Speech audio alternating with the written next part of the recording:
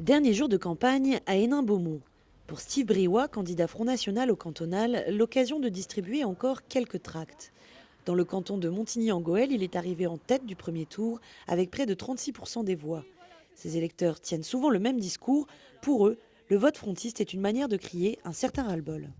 Ça me dégoûte, quoi. Franchement, ça me dégoûte. Donc, vive Steve Briouat et puis vive Marine Le Pen.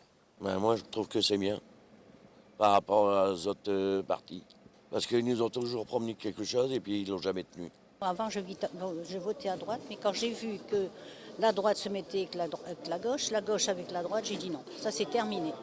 Si le vote FN a longtemps été conçu comme un vote sanction, ils sont de plus en plus nombreux à revendiquer aujourd'hui ce choix politique. Là où il existait un tabou autour du vote d'extrême droite, les électeurs héninois affichent désormais leurs convictions sans complexe. Je pense que ce changement est visible lorsqu'il y a une bonne implantation du Front National dans une commune.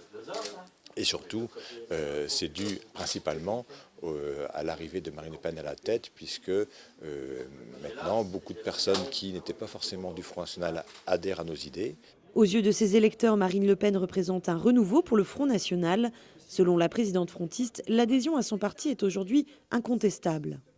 Traditionnellement, il est admis que lorsqu'un parti politique augmente entre le premier et le deuxième tour, il s'agit donc plus d'un vote d'adhésion que simplement un vote de protestation. À Hénin-Beaumont, Steve Briouat devra affronter un candidat socialiste au deuxième tour des élections de dimanche. À ce jour, aucun élu Front National ne siège dans un conseil général en France.